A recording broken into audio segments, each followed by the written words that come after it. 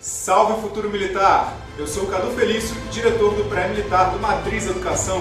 Seja bem-vindo à análise e solução de prova do concurso da AFA do ano de 2020, ingresso em 2021. Assista agora a aula do professor Álvaro para você conhecer um pouco do nosso trabalho e da qualidade que nós levamos aos nossos alunos.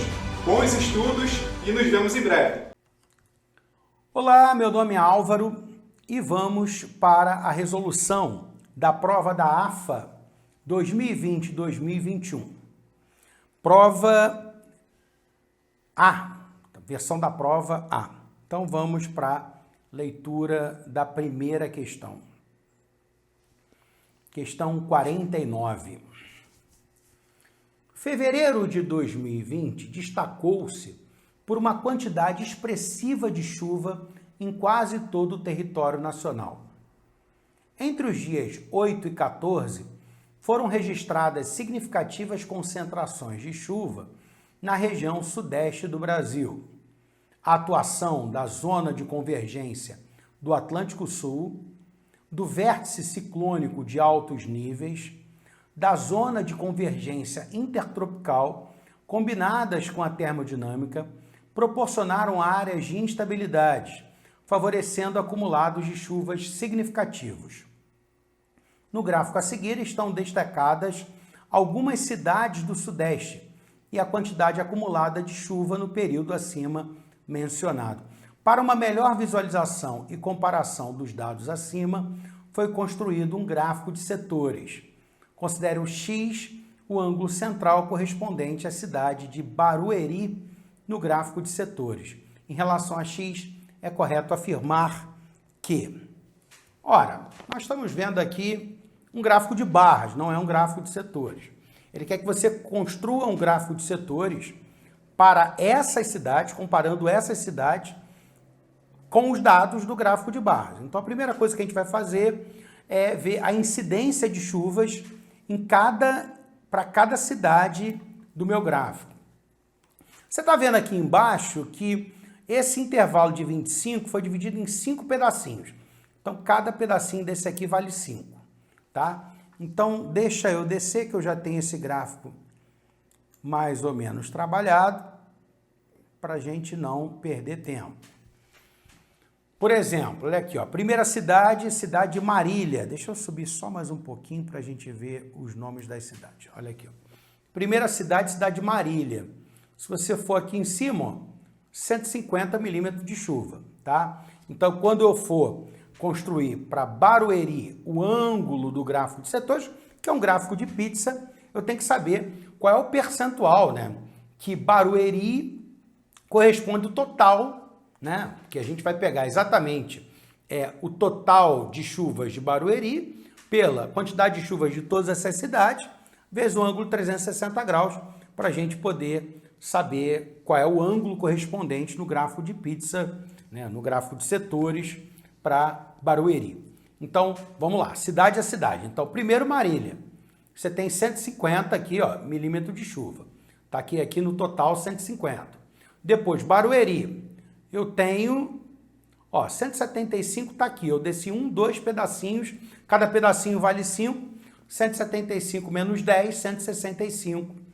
Tá aqui lá o 165, né, no meu total. Depois eu tenho a Grande São Paulo. Grande São Paulo tá aqui, ó, um pouquinho abaixo de 150, 145. 145 aqui. Depois a cidade de Bauru. Vou chegar mais para cá, aqui. Aqui, ó, Bauru. Bauru eu tenho exatamente esse tantinho aqui. É umzinho abaixo de 100. 95. Ó, joguei lá o 95 para Bauru. E depois eu tenho a cidade de Rancharia. Não conhecia essa cidade. Ó, um pedacinho acima de 100, 105. Eu joguei lá o 105. E eu vou comparar aqui, ó, Barueri, que era 165, com o meu total. E eu tenho percentual, né? A fração que Barueri corresponde a esse total, né? Vezes 360 graus, que vai me dar uma fração correspondente para o meu gráfico de setores. E aí é fazer conta, tá? Para fazer essa conta, eu fiz umas jogadinhas aqui para fazer as contas de cabeça. Eu peguei 5 daqui, joguei para cá, então vai ficar 150, 150. 165 emprestou 5 para cá, 160, aqui ficou 150. E aqui o 105 eu emprestei 5 para o 95, ficou 100 e 100. Assim a gente faz a conta de cabeça, porque eu tenho 150 mais 150 dá 300, com 200 dá 500, 500 mais 160, que é 150 mais 10. Por que eu botei 150 mais 10? Justamente para eu conseguir dividir por 5 em cima e embaixo, tá? O meu 165, por exemplo, para a gente dividir por 5 rápido, eu coloquei como 160 mais 15. E aí, dividindo por 5, ó, 150 por 5 dá 30, 15 por 5 dá 3, 500 por 5 dá 100, 150 por 5 dá 30, 10 por 5 dá 2. Isso vezes 360 graus. Aí vai ficar 33 em cima e 132 embaixo. 33 é múltiplo de 11. Você tem que 33 é 3 vezes 11, 132 é 120 mais 12, no caso, não múltiplo de 11, tá? É múltiplo de 3, tá? 33 é múltiplo de 3 e 132 é múltiplo de 3 também. Você tem aqui, ó, 20 mais 12. Mas podia botar múltiplo de 11 também. Só que primeiro eu fui para o múltiplo de 3. Dividir por 3 em cima e embaixo, vai ficar 11 em cima. Embaixo vai ficar 120 por 3 dá 40, 12 por 3 dá 4, né? Como eu falei, isso aí é múltiplo de 11, né? Eu vou ficar com 11 sobre 44, que é 1/4, né? Dividindo por 11 em cima e embaixo. Então vai ficar 360 por 4, que dá 90. Então, o meu ângulo X correspondente à cidade de Barueri é 90 graus. E aí, se você for para a opção D diz exatamente que o cosseno de x, que é cosseno de 90, é seno de π sobre 4 mais cosseno de 3π sobre 4. Cosseno de 90 é 0. Seno de π sobre 4 é seno de 45, raiz de 2 sobre 2. E cosseno de 3π sobre 4 é menos raiz de 2 sobre 2, ou seja, raiz de 2 sobre 2 menos raiz de 2 sobre 2 dá 0 realmente. Eu cheguei que 0 é igual a 0, isso é verdadeiro. Então a opção D é correta. Então resposta opção D. Então deixa eu marcar aqui a opção D como a opção correta. Vamos lá. Então, primeira questão da prova, D. Vamos à segunda. Enunciado. Em uma aula de topografia, o professor queria medir a largura de um rio. Para tal, ele tomou 2 pontos A e B em uma margem do rio e outro ponto C na margem oposta, de modo que o segmento CA ficasse perpendicular ao segmento AB, como indicado na figura a seguir. Considere que a distância entre os pontos A e B é 30 metros. Os ângulos agudos alfa e beta podem ser obtidos através da equação seno quadrado alfa x2 menos 9 seno alfa cosseno beta mais 5 cosseno beta é igual a 0, na qual x é igual a 2 é uma de suas raízes. Aí ele diz que raiz de 2 para você aproximar para 1,4, raiz de 3 para 1,7. Ele quer saber a largura aproximada do rio em metros. Vamos lá. Vamos primeiro olhar para essa equação aqui, tá? Para essa equação aqui. Nós temos aqui o seguinte, ele diz que x igual a 2 é raiz. Então tem seno ao quadrado vezes 2 ao quadrado, tá lá em cima, tá? Menos 9 seno alfa cosseno beta, mais 5 meios de cosseno beta é igual a 0. Então, nós temos aqui, ó, seno ao quadrado de alfa vezes 2 ao quadrado, menos 9 seno alfa cosseno beta, mais 5 meios de cosseno beta. Porém, se você olhar aqui para o meu triângulo, alfa e beta são ângulos agudos do meu triângulo retângulo. Como eles são ângulos agudos do triângulo retângulo, eu posso escrever cosseno beta como seno alfa, tá? Então, tudo aqui que está cosseno beta, aqui lá embaixo, eu posso escrever como seno alfa. Então, vai ficar 4 daqui, seno ao quadrado de alfa, menos 9, seno alfa cosseno beta, que é seno alfa, que é 9 seno alfa ao quadrado, mais 5 meios de seno alfa. E eu caio numa equação só em seno alfa. Eu tenho aqui, ó, 4 seno ao quadrado menos 9 dá menos 5 seno ao quadrado mais 5 meios de seno alfa é igual a zero. Dá para colocar, por exemplo, menos 5 seno alfa em evidência, tá? Menos 5 seno alfa em evidência, vai ficar seno alfa daqui, né? E aqui vai ficar menos meio, né? Lembra que eu botei menos 5, não botei 5, bota menos meio. Claro, para o produto de dois números ser zero, alguém tem que ser zero. Ou seno alfa é zero, ou seno alfa é igual a meio, porque seno alfa menos meio tem que dar zero. Mas lembra que alfa é ângulo agudo, né? Alfa está aqui, ó, é ângulo agudo de triângulo retângulo, né? Alfa está entre 0 e 90.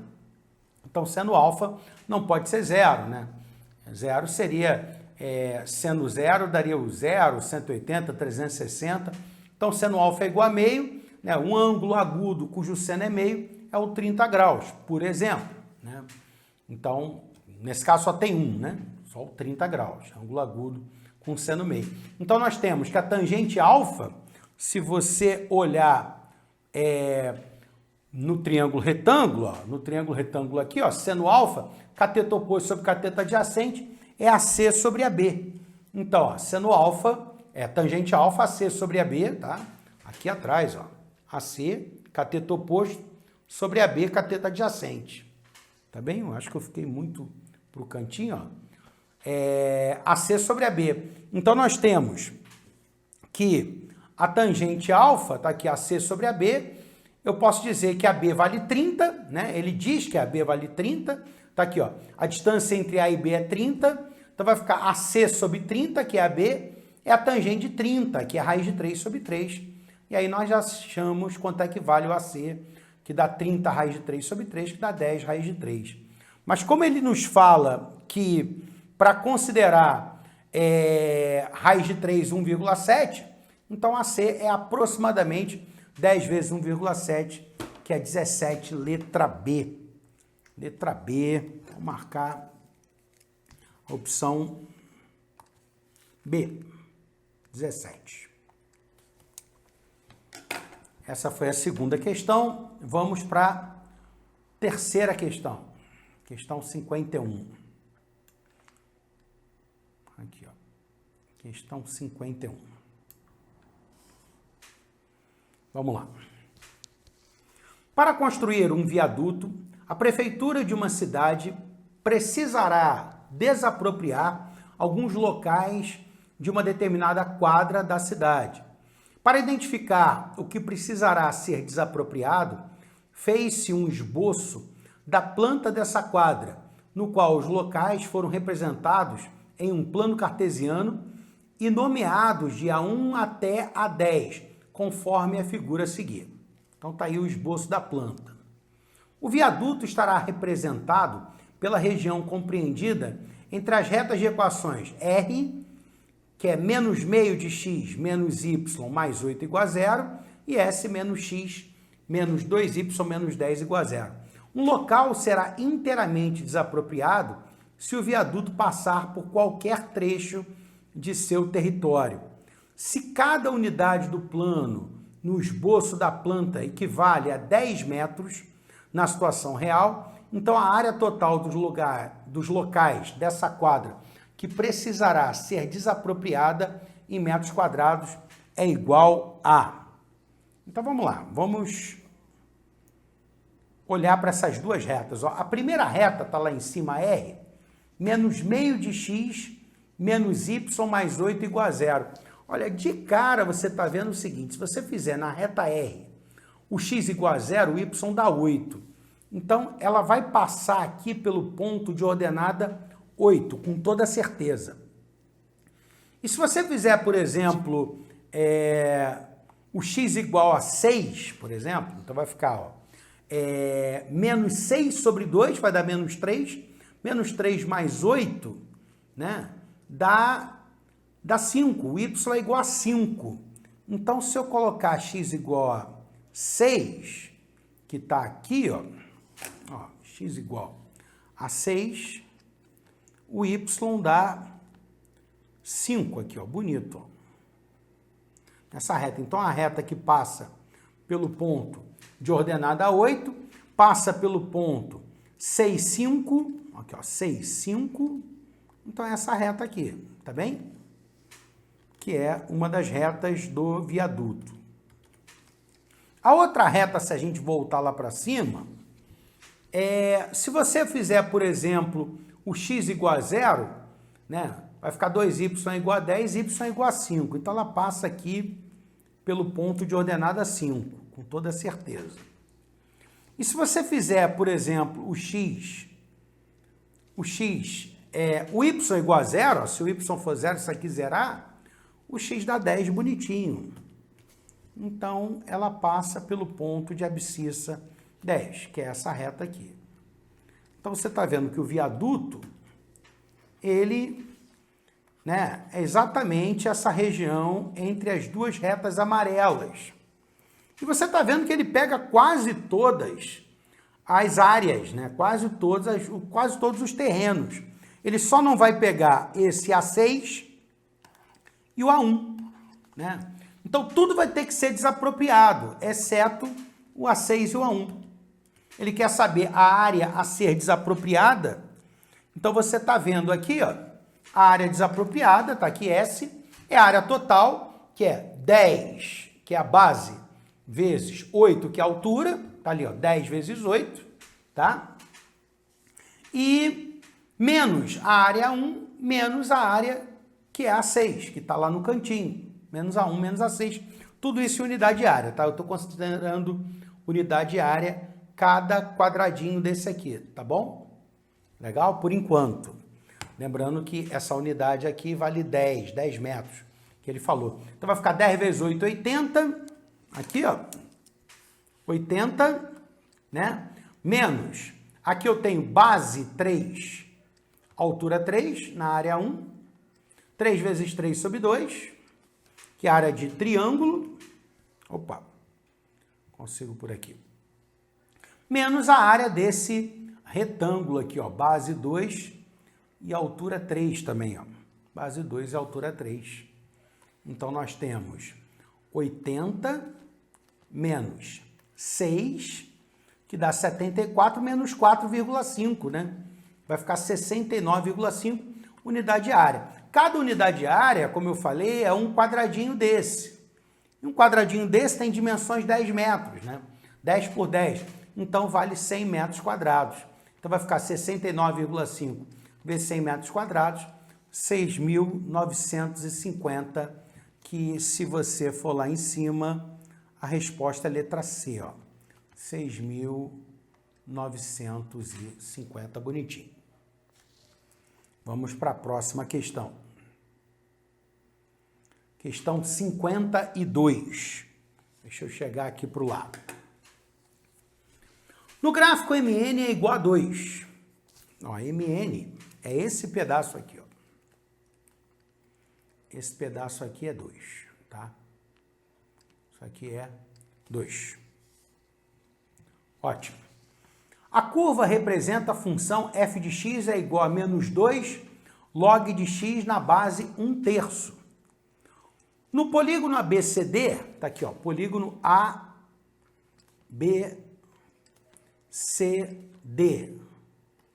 tá? Que é esse quadrilátero. A soma AB mais BC mais CD mais DA em unidade de medida é igual a ele, que é o perímetro do quadrilátero. Olha, a primeira coisa que a gente vai fazer é mexer nessa função aqui, ó.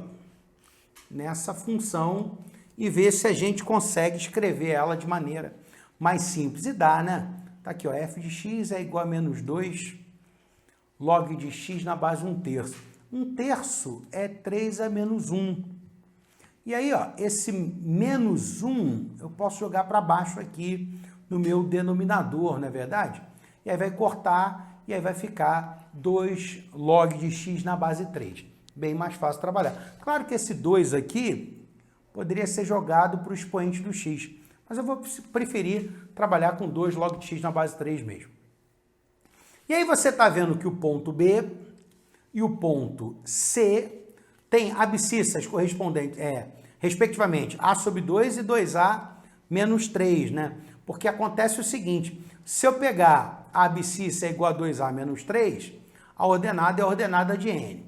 Se eu pegar a abscissa igual a sobre 2, é a ordenada de m. Se eu subtrair as ordenadas, eu acho exatamente a distância mn, que é igual a 2. Então vamos subtrair essas ordenadas, né? Vou pegar aqui o f de 2a menos 3, que é a ordenada de n, menos f de a sobre 2, que é a ordenada de m.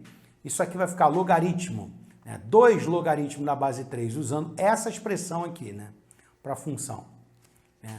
2 logaritmo, 2a menos 3 na base 3, menos 2 logaritmo de a sobre 2 na base 3. Isso é igual a 2. Dá para tu dividir tudo por 2, né? Esse 2 vai embora com esse, que vai embora com esse. E aí nós temos o seguinte, log de 2a menos 3 na base 3, menos log de a sobre 2 na base 3, é igual a 1, né? Lembrando que eu dividi por 2, ficou 1 aqui.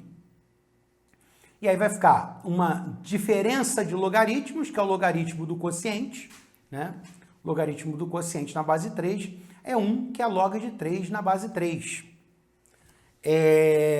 Como logaritmo é uma função injetora, dá para a gente igualar isso aqui ao 3, né? E aí nós temos que 2a menos 3 sobre a sobre 2, o 2 joga para cima. Multiplicando, nós temos 4a menos c sobre a, isso é igual a 3. E aí vai ficar 4a menos 6 é igual a 3a é igual a 6. Se eu tenho que o a é igual a 6, dá para achar quem é o 2a menos 3, que é 2 vezes 6, 12 menos 3 dá 9, e o a sobre 2 dá 6 sobre 2, que dá 3. Porque aí assim eu já achei a abscissa e a ordenada, né? Quer dizer, as abscissas dos pontos B e do ponto C. Então agora eu tenho o meu ponto A é onde a função zera, ela zera exatamente no ponto de abscissa 1, não é verdade? Se eu jogar aqui, ó, esse x igual a 1, log de 1 na base 3 dá 0, né? Então vai ficar o ponto 1, 0, ponto A. O ponto B é o ponto a sobre 2, que é 3, né? 3, joga, no caso, x é igual a 3, aqui em cima, dá log de 3 na base 3, vai dar 1 vezes 2 dá 2. Então, o B é o ponto 3, 2. Tá? O C é o ponto 9, 4. Né? Por que é o 9, 4? Porque se aqui é 2 e essa distância é 2, então aqui tem que ser 4, não é verdade? Claro, você poderia também jogar o 9 aqui em cima. Vai ficar log de 9 na base 3 dá 2 vezes 2 dá 4. Bonito. E eu tenho que o D tem a mesma abscissa do ponto C, né? Que é 2a menos 3, que é 9.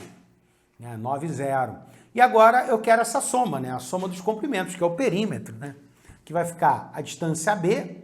Se eu pegar aqui a distância B, vai ficar a raiz quadrada de ΔX ao quadrado, 3 menos 1 ao quadrado, dá 2 ao quadrado.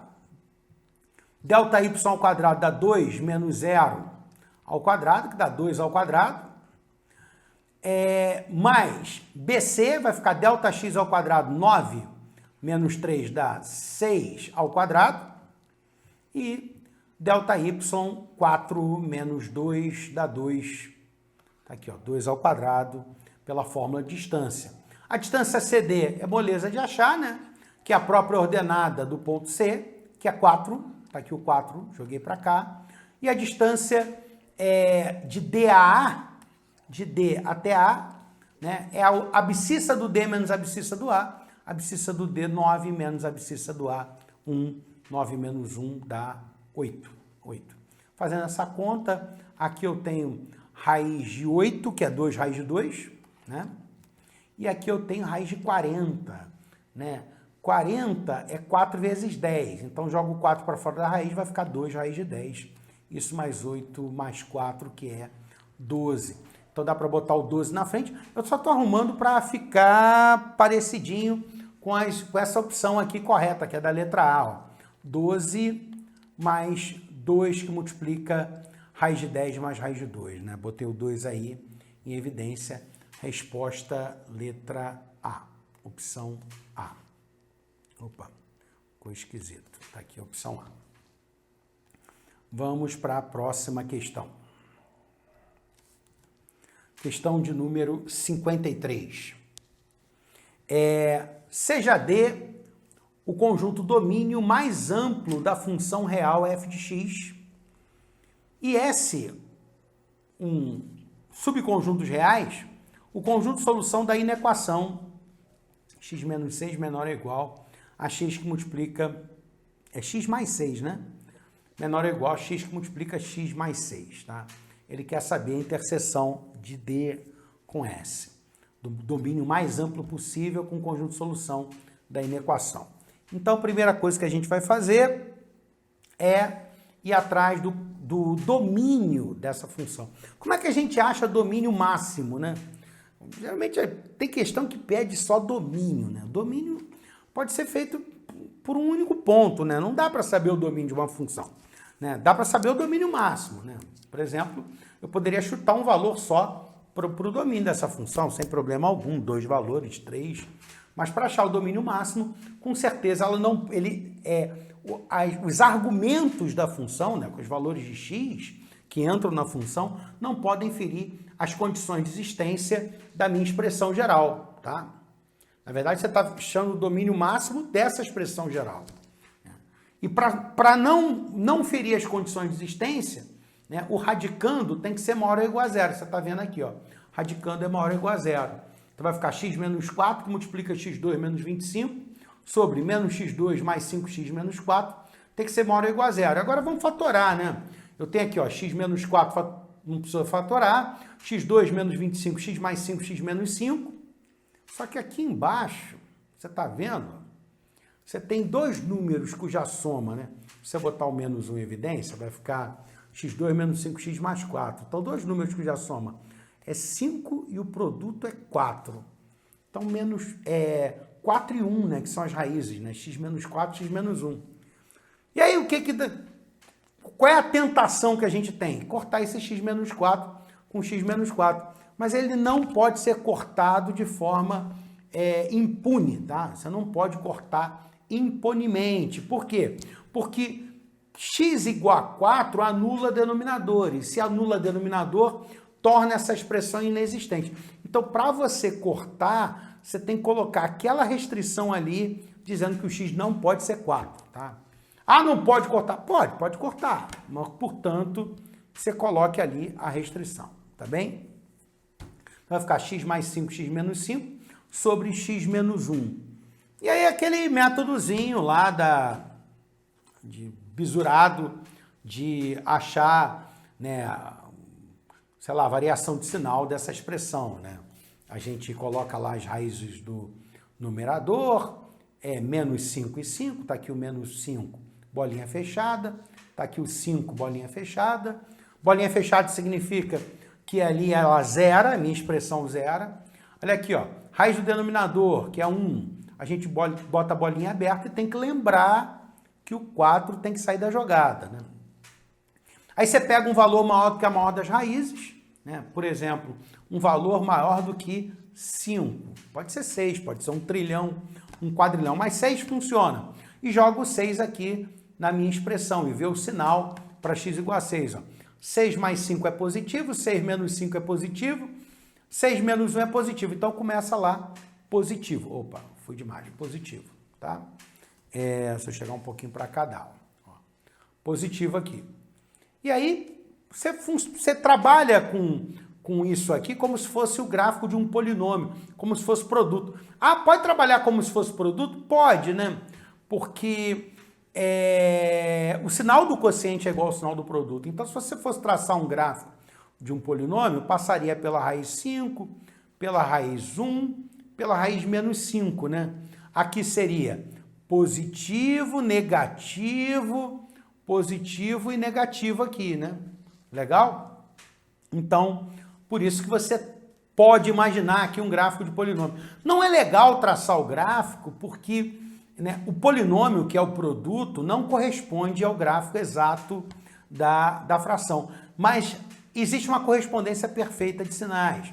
E existe essa correspondência perfeita porque, afinal de contas, mais com mais dá mais, multiplicando ou dividindo. Mais com menos dá menos, multiplicando ou dividindo. Menos com menos dá mais, multiplicando ou dividindo. Então, na verdade, se você quiser só análise de sinais, que é o que a gente faz, você pode imaginar um gráfico de polinômio, como se isso aqui tivesse sido multiplicado, né? X mais 5, x menos 5 sobre x menos 1. Então, o que você aprendeu na hora de traçar gráfico de polinômio serve para fazer essa análise de sinais.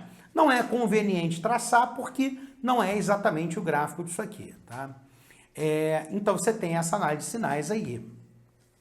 Agora, se você for para essa inequação aqui agora, né, você pode, numa boa aqui, ó, jogar esse x mais 6, botar em evidência, pega esse x mais 6, joga para cá, então vai ficar x mais 6 que multiplica, né, x menos 1, né, porque eu tenho x vezes x mais 6, menos x mais 6 que multiplica x menos 1, né, isso é maior ou igual a zero, claro, porque eu joguei tudo para cá, ficou zero do lado de lá, então deu maior ou igual a zero. E aí, caiu o gráfico aqui de uma função quadrática, né? Com uma raiz 1, outra raiz menos 6, uma raiz 1, outra menos 6, com cavidade voltada para cima, tá aqui, ó, com cavidade para cima, e aí fora das raízes ela é positiva e entre as raízes ela é negativa, tá? Então, na verdade, eu quero que seja maior ou igual a zero, então é das raízes para fora, né? Inclui o 1 e o menos 6, porque, afinal de contas, ele quer que seja maior ou igual a zero. Como aqui, ó, eu queria que fosse menor ou igual a zero. Menor ou igual a zero inclui o menos 5, valores inferiores a menos 5. Não inclui o 1, porque no 1 não está definido, você está vendo que zero é denominador. Não inclui o 4, porque, afinal de contas, 4, a gente já viu que era uma restrição, né, que eu tenho que tirar, porque zera tanto o numerador quanto o denominador, e inclui o 5, porque no 5 zera o numerador e não faz nada de indevido com o denominador, né? Que aqui vai ser negativo. Agora eu quero a interseção desse com esse, tá? Ó, você tá vendo que aqui pega do menos 6 para trás, né? E aqui pega do menos 5 para trás. Então eu vou pegar do menos 6 para trás, ó. Tá aqui, ó, do menos 6 para trás, tá? Porque aqui era do menos 6 para trás, ali do menos 5 para trás. Então vai ficar do menos 6 para trás. Aqui, ó, atrás de mim, ó, pega do 1 em diante, né? Eu estou um pouco na frente aqui, ó. Então, eu pego do 1 em diante. Essa galera aqui, ó. Se eu pego do 1 em diante, eu vou pegar a interseção com isso aqui, vai entrar isso aqui tudo, né? Ou seja, o 1 não entrava mesmo, então não entra na interseção. O 4 não entrava mesmo, então não entra na interseção. E o 5 entrava, continua entrando na interseção. Então vai ficar do menos 6 para baixo e do 1 até o 5, tirando o 1 e tirando o 4, né? Então você tem aqui letra A. Letra A, ó. Pega do menos 6 para baixo, não pega o 1 e pega o 5 e tira o 4 da jogada. Ó. E tira o 4 da jogada. Tá bem? Vamos para questão 54. Questão 54. Considere a função real f, definida por f de x é igual a módulo de menos c mais x mais c, né? Isso tudo dentro do módulo. Com c, número real. Dos gráficos apresentados nas alternativas a seguir, o único que não pode representar a função f é, tá? Olha, como ele não fala se o c é positivo ou negativo, é meio complicado a gente ficar chutando ponto, tá bem? A menos que você faça especulações acerca do c. Porque como ele fala que c é um real qualquer, c pode ser positivo, negativo ou zero. Tem que jogar com as três possibilidades. Cuidado antes de começar a tomar decisões precipitadas nessa questão. C pode ser positivo, negativo ou zero. Então vamos jogar com as três possibilidades. Vamos traçar o gráfico na boa numa primeira solução e numa segunda solução chegar mais rápido nessa resposta. Olha só, primeira solução.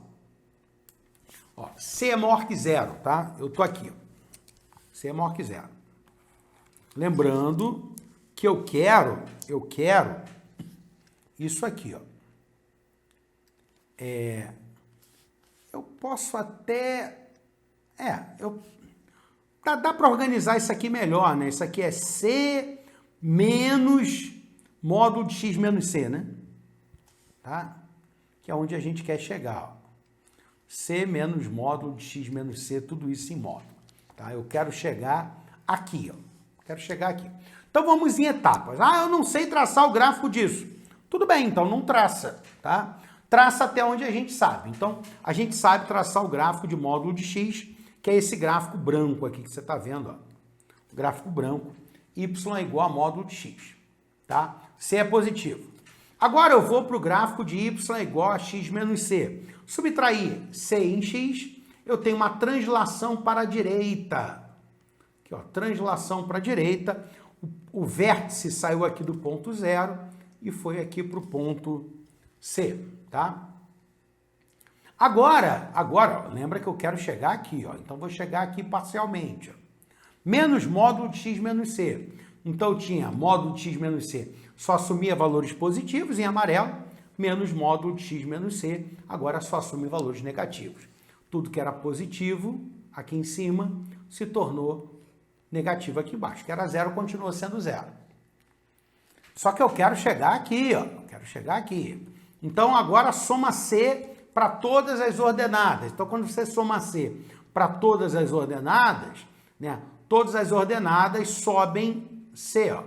Todas elas sobem C. Então, meu gráfico rosa transladou para a situação azul, tá? Para a situação azul. Só que eu não quero ainda isso, não quero ainda o que está em azul. Eu quero o módulo disso. Ou seja, quando eu taco o módulo, o que é positivo continua positivo, o que é negativo se transforma em positivo, eu tenho um rebatimento. Eu tenho exatamente esse gráfico aqui para x maior que zero. Tá bem? Tá, se o x, quer dizer, para c maior que zero, não é para x maior que zero, para c maior que zero. Agora, se o c fosse menor que zero, né? Lembra que eu quero chegar aqui, ó. Eu quero chegar aqui. Vamos lá. Primeira coisa que eu vou fazer, y é igual a módulo de x. Tá aqui, ó. Y é módulo de x, que é o que eu sei traçar. Daqui para cá, eu subtraí c em x. Mas lembra que o c é negativo. Então, na verdade, eu peguei o x e somei um valor. Porque menos c é positivo. Então, se eu somei em x, eu tenho uma translação para a esquerda. Lembra que translação funciona o oposto da intuição. Eu somo em x, eu vou para a esquerda. Eu subtraio, eu vou para a direita. Tá? Agora, vou multiplicar isso aqui por menos 1, porque eu quero chegar, pelo menos parcialmente, no meu resultado. Então, vai ficar, ó, o que era positivo, estava aqui para cima, vai ficar negativo aqui em rosa. Ótimo. Agora, eu vou somar C a todas as ordenadas. Só que C é um valor negativo. Quando eu somo C, né, quando eu somo um valor negativo, todas as ordenadas são somadas de um valor negativo, então eu desço C. Então vai ficar aqui a minha situação azul. E finalmente, para a situação branca, né, eu aplico o módulo, ou seja, o que era negativo vai para positivo, vai para essa situação aqui, que é exatamente isso que você está vendo aqui em branco. Então, você tem aqui o gráfico para um C negativo. Então, você está vendo, ó, lá em cima você tinha um gráfico para um C positivo. E aqui embaixo um gráfico para um C negativo. Tá? O gráfico para C positivo era esse aqui, um W, né? E para C negativo com um V, tá bom? O terceiro caso é para C igual a zero. Se C é igual a zero, se eu substituir aqui por zero e aqui por zero, vai ficar, né? F de x é igual a menos módulo de menos C mais x, né? Que é 0 mais x mais zero. Vai ficar módulo de x menos módulo de x em módulo, vai ficar módulo de x. tá bem? Então ele quer saber quem não pode ser o gráfico da função. Olha só, na letra A pode, né? Pode, porque a letra A é compatível, por exemplo, com o terceiro caso, com C igual a zero, que dá o gráfico da função modular. Tá bem? Isso. Então, a letra A, por exemplo, é compatível com C igual a zero. A letra C é compatível, aquele W, ó, com o que a gente traçou aqui, ó, para C maior que zero. Então, compatível, tá? A letra D é compatível com isso aqui que a gente acabou de traçar para C menor que zero. Mas a letra B, ó, olha só, ela é totalmente incompatível, né? A letra B não pode ser gráfico de nenhuma situação, nem para C maior que zero, que eu estou vendo o gráfico, nem para C menor que zero, nem para C igual a zero, que dá o gráfico da função modular. Então, resposta, né, o que não pode ser o gráfico é o da letra B. Uma outra maneira de fazer essa questão era você sacar aqui, olhando para os gráficos, tá, que a raiz, ó, por exemplo, raiz negativa só na situação B, ó. Raiz negativa só na situação B. Será que essa minha função pode ter uma raiz negativa? Vamos ver se pode.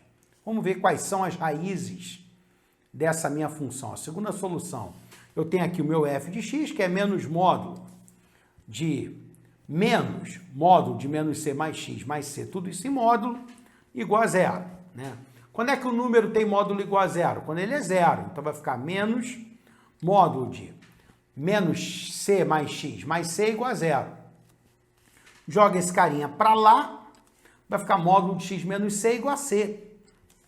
Né? Lembra que módulo é distância? A distância do x ao c é c. Se a distância do x ao c é c, o x pode ser o zero tem uma distância até o c igual a c, x igual a zero, né? X pode ser 2c, porque o 2c dista c de c, né? Porque isso aqui é distância do x ao c, tá? Se o c é maior que zero, claro, né?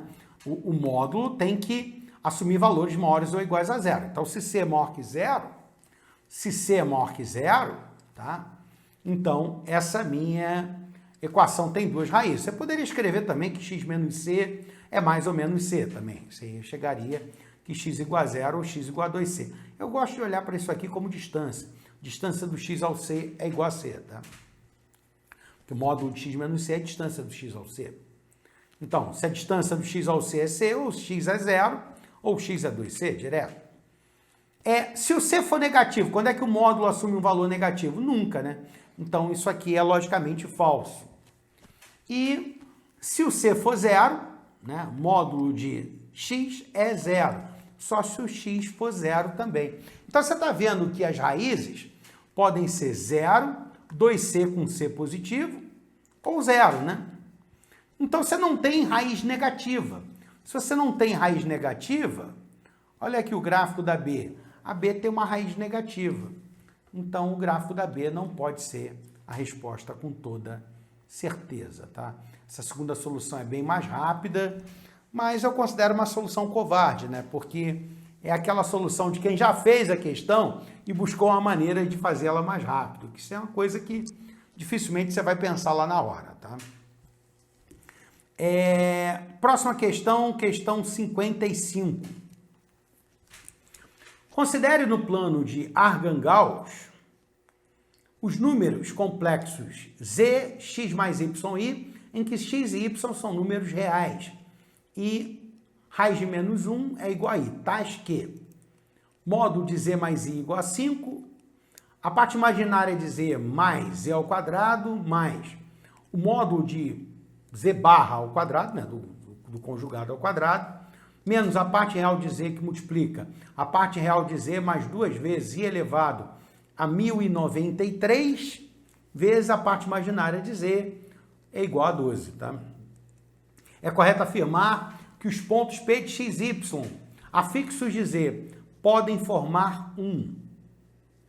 Olha só, primeiro vamos olhar para essa equação aqui, feiaça, tá? Esse troço horroroso aqui, ó.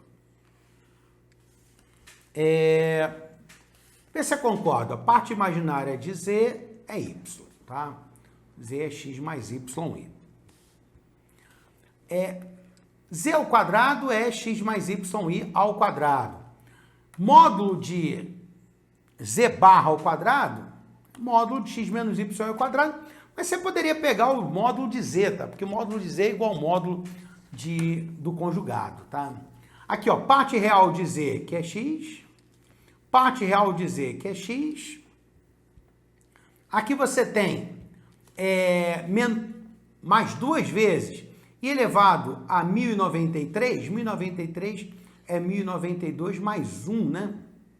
Por que eu fiz isso? Porque elevado a múltiplo de 4 dá 1. Então isso aqui tudo é 1, tá? Isso aqui tudo é 1. Vezes a parte imaginária de Z, que é y. Tudo isso é igual a 12. Então vai ficar y, ó, o y repetiu. Aqui, ó, quadrado primeiro mais quadrado segundo, ó. Quadrado primeiro mais quadrado segundo, 2 vezes o primeiro pelo segundo. Ótimo. Aqui o módulo do conjugado, é o módulo do complexo. x2 mais y2. Ó, menos x que multiplica x mais... Isso aqui a gente já viu que era 1, né? Então vai ficar 2y, ó, 2y igual a 12. E aí, ó, vê se você concorda. Ó, x2 menos x2 daqui foi embora. Então vai ficar só um x2, tá? Menos y2 vai embora com y2. Esse 2xy vai embora com menos 2, ó, menos 2xy. Isso. E esse y aqui sobrou, né? Então vai ficar y mais x2 é igual a 12. Então y é igual a x12 menos x2, que é a equação de uma parábola, né? Uma parábola com valor máximo 12, bonitão lá, certo? E simétrica em relação ao eixo dos y, né? Simétrica em relação ao eixo dos y. Dá para achar as raízes, ó. Uma raiz aqui vai ser raiz quadrada de 12, que é 2 raiz de 3, que é essa, e a outra menos 2 raiz de 3, que é essa. Ora, isso aqui é a equação de um círculo, né? De uma circunferência, para falar a verdade. Centrada em menos i de raio 5, né? Centrada em menos i, aqui, ó, menos i, raio igual a 5, ó. Tá aqui ela, ó. Bonitona. Eu quero a interseção das duas, né? Por exemplo, daria para ver, por exemplo, que passa pelo ponto 2 raiz de 6, porque se você pegar o y igual a 0, você pega o y igual a 0, o complexo z vai ficar só com a parte real, só x. Então, se você substituir aqui, ó, x mais i, ó, x mais i, módulo de x mais i é igual a 5, isso aqui vai ficar x2 mais, né? Aqui, ó, módulo de x mais i, né? Fazendo o y igual a 0 é igual a 5, vai ficar x2 mais 1 ao quadrado, né? Parte real ao quadrado, parte imaginária ao quadrado, é igual a 5 ao quadrado, que dá 25, ó. Então, x2 é igual a 24, as raízes de 24, 4 vezes 6, vai ficar mais ou menos 2 raiz de 6. Então, vai tocar aqui, ó, no 2 raiz de 6, no menos 2 raiz de 6, a parábola toca no 2 raiz de 3 e no menos 2 raiz de 3. Ou seja, a parábola e a circunferência se intersectam em 4 pontos, ó. 1, 2, 3, 4. Não precisa muito para ver que isso aqui vai formar um trapézio isósceles, por causa da assimetria da figura, tá bem?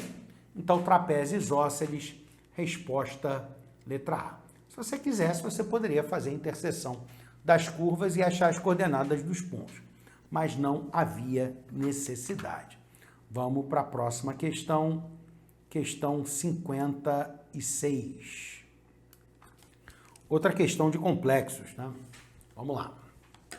Considere no plano de Argand-Gauss os números complexos z igual a cosseno alfa mais i seno alfa e ômega b cosseno beta mais i seno beta, conforme gráfico abaixo.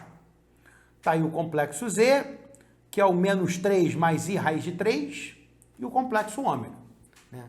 Se ômega é Z à quarta, então B é igual a. Ele quer o módulo de ômega. Tá? Ele quer o módulo de ômega, que é o B. Aqui, ó, B é o módulo de ômega. Olha, o complexo Z, você está vendo que esse ângulo aqui, ó, a tangente dele é raiz de 3 sobre 3. Ó. Raiz de 3 sobre 3. Então, o argumento dele é 150 graus direto, né? 150 direto. Então, vamos forçar a barra logo para isso aparecer? Então, tem aqui que o complexo Z é menos 3 mais I raiz de 3. Se eu botar o 2 raiz de 3 em evidência, já aparece o menos raiz de 3 sobre 2 e 1 sobre 2. Não é verdade? Olha aqui, ó. 2 raiz de 3 vezes menos raiz de 3 sobre 2 dá menos 3, né? Porque o 2 corta com 2, o 2 corta com esse 2. E 2 raiz de 3 vezes isso sobre 2 dá raiz de 3, bonitinho, daí raiz de 3. Então já tem aqui a parte real, quer dizer, a parte real não, o módulo, né? Isso aqui é o CI de 150, como a gente já tinha falado, que é 5π sobre 6, ó, 5π sobre 6, tá? Então eu tenho aqui que o meu complexo Z elevado à quarta, eu elevo o módulo à quarta e multiplico o argumento por 4. 5 vezes 4 dá 20, né? Mas, na verdade, eu quero o módulo de Z à quarta, né? Que o módulo de Z à quarta que é o módulo de ômega. Eu só quero B. Ou seja, é 2 raiz de 3 elevado à quadra, 2 à quarta, 3 ao quadrado. Que isso aqui, na verdade, é 2 ao quadrado vezes 3 ao quadrado, que é 12 ao quadrado, que é 144. Resposta letra C. Próxima questão. Questão 57. O polinômio de raízes reais distintas e coeficientes reais. P de x é igual a 6x3 mais mx2 menos 18x mais n é divisível por x menos alfa e possui duas raízes simétricas. Se P de alfa é igual a 9, então P de 1 é igual a... Olha só, se ele fala que x menos alfa é fator, se ele diz que x menos alfa é fator, com certeza alfa é raiz. Então P de alfa é zero com toda certeza. Daí, P de alfa é P de zero.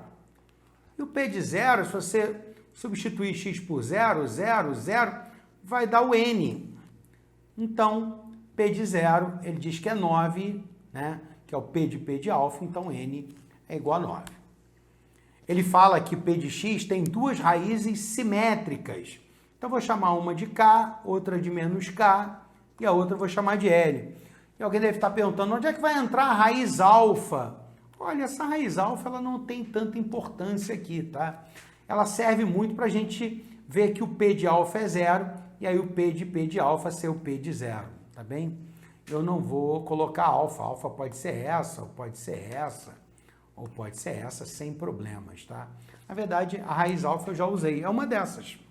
Qual? Não me interessa muito. Agora, se eu pegar a soma das raízes 2 a 2, essa com essa e essa com essa, nós temos o seguinte, olha aqui o meu polinômio P de x, ó, usando as relações de Girard, ó, mais, menos. Então, você está vendo aqui, ó, que menos 18 sobre 6 vai dar a soma das raízes 2 a 2, que é K vezes menos K, que dá menos K2. Você tem K vezes L, que dá KL, menos K vezes L, que dá menos KL. Isso vai embora com isso, vai dar menos K2 é igual a menos 18 sextos. Menos 18 sextos vai dar 3, né? Aqui esse menos com esse menos corta, então vai dar 3K2 é igual a 3, K é igual a mais ou menos raiz de 3. Então, a equação P de x igual a zero tem uma raiz de 3, a outra menos raiz de 3 e a terceira raiz a gente ainda não sabe qual é, tá? Mas se eu pegar o produto das raízes, ó, que é menos n sobre 6, eu tenho, ó, produto das raízes. Raiz de 3 vezes menos raiz de 3 vezes L, né? Que vai dar menos N, que é menos 9, porque o N era 9, lembra? Sobre 6. E aí, ó, esse menos corta com esse menos. 9 sobre 6 dá 3 meios. Dividido por 3, que é raiz de 3 vezes raiz de 3, então L igual a meio, que era a terceira raiz. Então, nós temos que a equação P de x igual a 0 tem uma raiz, que é raiz de 3, a outra menos raiz de 3 e a outra que é meio. E aí, se eu pegar a soma das raízes, que é menos m sobre 6, tá aqui, ó, menos m sobre 6, vai dar raiz de 3 mais menos raiz de 3 vezes meio. Isso vai embora com isso. Então, vai ficar menos m sobre 6 é igual a meio, m é igual a menos 6 meios, que é menos 3. Como ele quer exatamente o P de 1, e o P de 1 é a soma dos coeficientes, vai ficar 6, daqui, ó, 6, mais m, o m é menos 3, ó, menos 3. Mais, quer dizer, menos 18, mais o n é 9, né? Nós tínhamos achado o n lá em cima. E aí é só somar esse troço, vai dar 6 menos 3 aqui, deu 3, menos 18 mais 9 deu menos 9, 3 menos 9, menos 6, resposta letra B. Tá bem? Vamos para a próxima questão. Ó. Próxima questão, questão de número 58. Sejam as curvas lambda, x2 mais y2 é igual a R2. Tá? Nitidamente uma equação de circunferência. Betas, y2 menos x2 é igual a 4, uma hipérbole equilátera. Tá? Hipérbole equilátera, foco sobre a y. Tangentes em dois pontos distintos do plano cartesiano. Considere S o conjunto dos pontos P de x e y, tais que x2 mais y2 é menor ou igual a R2. Então, olha só, vamos logo de cara olhar para isso aqui. Ó. Eu tenho aqui a minha hipérbole, y2 menos x2 é igual a 4, tá? Ela com certeza é uma hipérbole equilátera, né? Já que o A da hipérbole, que é o denominador aqui, ó, é igual a B, né? Na verdade, você tem aqui, ó, y2 sobre 2 ao quadrado menos x2 sobre 2 ao quadrado igual a 1. As assíntotas formam ângulos de 90, né? Sendo uma hipérbole equilátera. Foco sobre a y. Então, você tem aqui a tua hipérbole, certo? Se você fizer x igual a 0, você vai ver que o y é mais ou menos 2, ó. Você tem aqui, ó, um vértice em 2, outro vértice em menos 2. As assíntotas são a função de identidade, y é igual a x e y é igual a menos x. E aí ele diz que essa hipérbole e essa circunferência, que está centrada na origem, são tangentes. Então, a circunferência é essa verde aqui, ó. Como é tangente, ela toca aqui no ponto de ordenada 2. Então, o raio dela é 2, né? Vai ficar x2 mais y2 é igual a 2 ao quadrado. E agora você quer o conjunto de pontos do plano, tais que x2 mais y2 menor ou igual a R2. Ou seja, a parte de dentro dessa circunferência, a fronteira, né? O círculo inteiro. Se for realizada uma rotação de 90 graus dos pontos de S, ou seja, dessa região que é o círculo todo, em torno de uma das assíntotas de beta, por exemplo, pode ser essa assíntota aqui, tá? Poderia ser o contrário também. Então, o sólido formado tem uma superfície cuja área total é unidade de área média. Então, olha só, eu vou pegar esse círculo e vou girar 90 graus. Vai ficar assim, né? Eu tenho aqui o meu círculo e vou girar de 90 graus. Que é exatamente o que a gente está vendo aqui, ó. Eu tinha o meu círculo, tá aqui, ó, a minha assíntota, tá aqui, ó, a minha assíntota, e eu peguei esse círculo e dei uma giradinha. Tá vendo que formou aqui, ó, um fuso, né? Um fuso. Aqui um fuso lá atrás, ó, tá vendo? Um fuso de 90 graus, tá vendo esse ângulo aqui, ó, que é um ângulo reto, eu quero saber a área total. A área total é a área desse fuso mais a área do fuso lá atrás, que como eu gerei 90 graus aqui e 90 graus aqui, é como se eu tivesse gerado 180 só um semicírculo, né? Eu gerei 90 mais 90, ou seja, eu aproveitei metade da esfera, né? Da superfície esférica, não é verdade? Então vai ficar metade da área da superfície esférica é a área dos dois fusos. Mais esse círculo aqui, ó, esse círculo aqui, está parecendo uma elipse para a gente, e esse círculo grandão, né? Que fazem parte quando eu giro, não é verdade? Porque eu estou girando o círculo inteiro. Ah, por que você não desenhou círculo grandão? Por que não pintou e esse círculo aqui? Nossa, a figura ia ficar muito confusa. Então, a gente inclui esses dois círculos com toda certeza.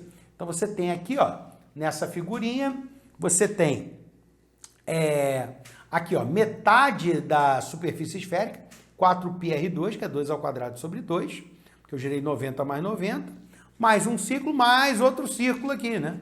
Que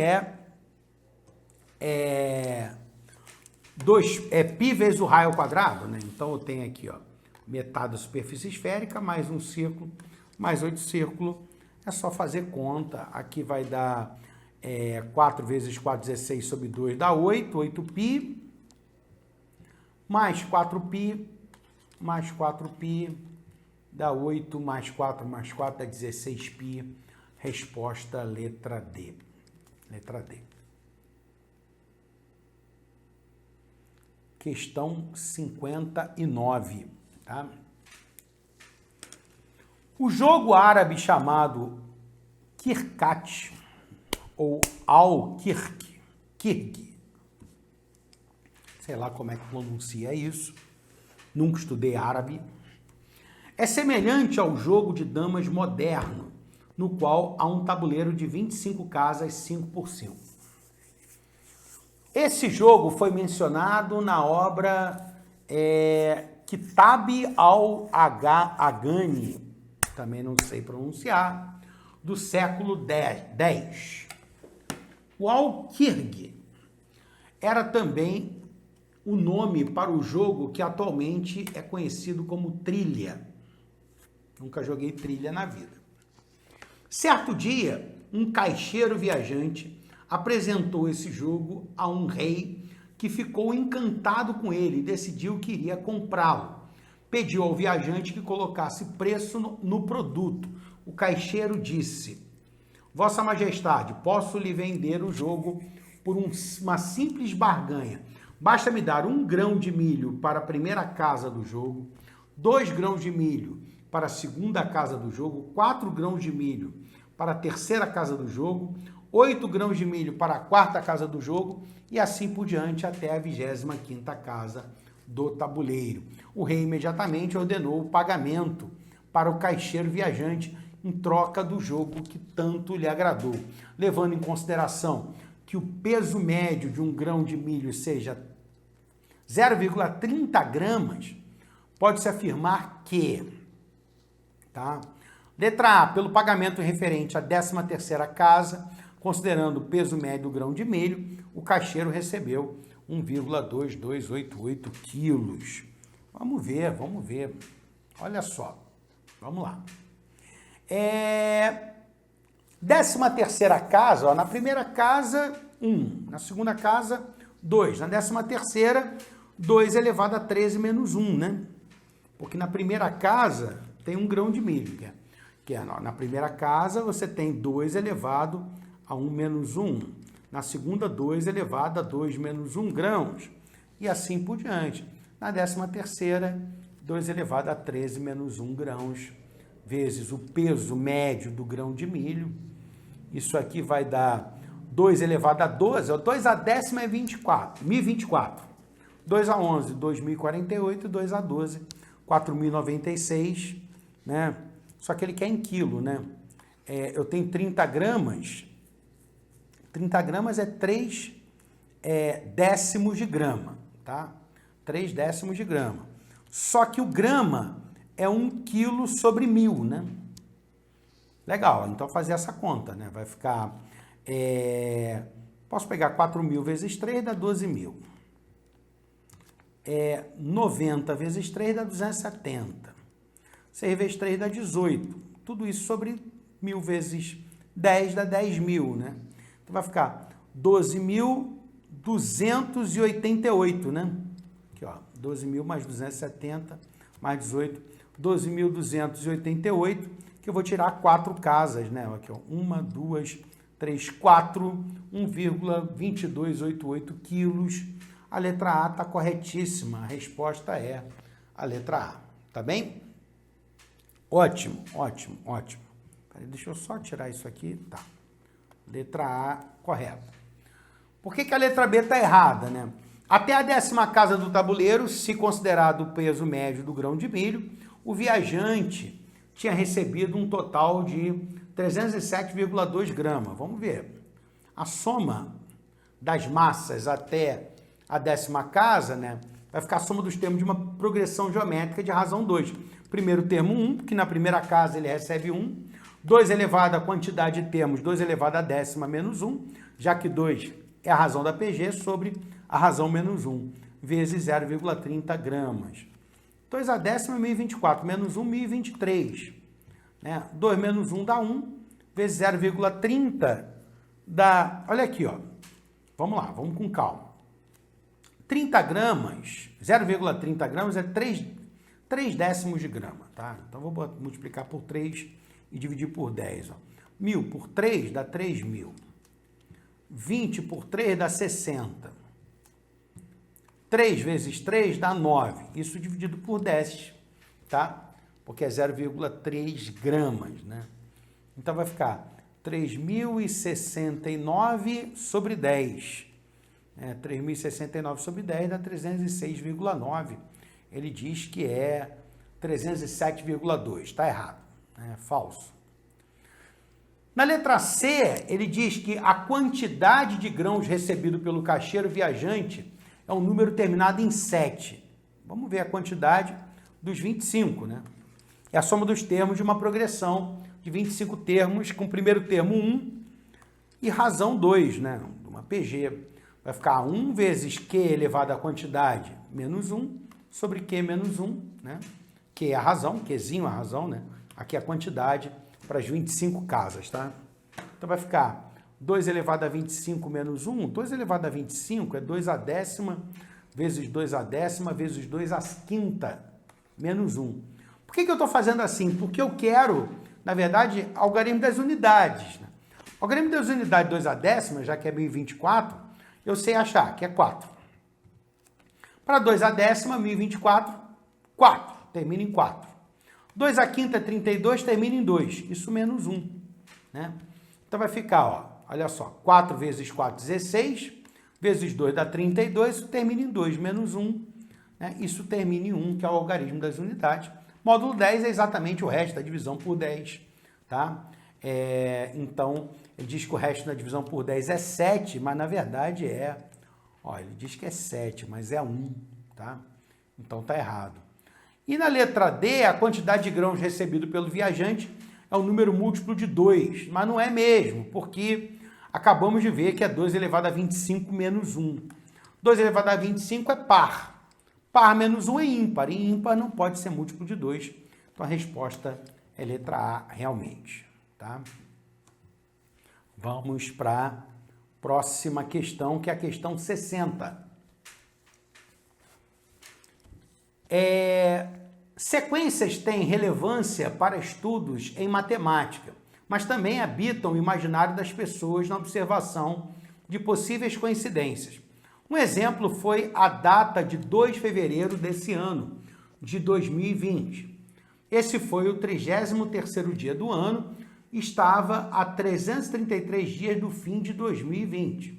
Além disso, 2/2 de 2020 é um capicua, ou seja, uma sequência de números que tanto pode ser lida da direita para a esquerda como da esquerda para a direita, sem alteração de significado, considerando todas as combinações numéricas capicuas no formato dia, mês e ano, em que DD é dia com 2 algarismos, MM, mês com 2 algarismos, e o ano com 4 algarismos. A diferença entre o número de capicuas possíveis de 1º de janeiro de 2000 a 31 de dezembro de 2999 e 1º de janeiro de 3000 a 31 de dezembro de 3999, nessa ordem é o número do intervalo. Parece questão da EPICAR e do Colégio Naval, tá? Vamos lá. De 1º de janeiro de 2000 a 31 de dezembro de 2099. Lembra que se você ler ao contrário, tem que fazer sentido em que você tem aqui, ó, o dia, o mês, né? Ou seja, isso aqui tem que ser compatível com o mês. Como aqui é 2, pode ser o mês 2, né, lendo ao contrário, da mês 2. Ou o mês 12. Então aqui só pode ser 20 ou 21. Só que o dia do mês 2 só pode ir do dia 1, ó, 01, lido ao contrário, até o dia 29, ó, lido ao contrário. Não é verdade? Porque, afinal de contas, mas 29 só se o ano for bissexto. Sim, 92 é múltiplo de 4 e não é múltiplo de 100, tá? Né? É múltiplo de 4 e não é múltiplo de 100. Então, é ano bissexto. Então, conta aqui o 29 mesmo. Então, qual é a quantidade, por exemplo, nessa configuração? Desde o 01 até o 29. Claro que está escrito ao contrário, tem 29 possibilidades. Agora, para mês 12, né? Isso aqui é 12 que está lido ao contrário. Eu tenho desde o dia 1 do mês 12 até o dia 31, que dezembro tem 31 dias, né? Aquela brincadeirinha, né? Janeiro, fevereiro, conhece esse ossinho aqui, ó? Janeiro, 31, fevereiro, 30, né? Março, 31, maio, 30 e tal, até dezembro tem 31. Então vai ficar, ó, aqui, ó, dezembro, do dia 1 até o dia 31. Tem 31 possibilidades, tá? Então, os capicuas nesse intervalo são 29 mais 31.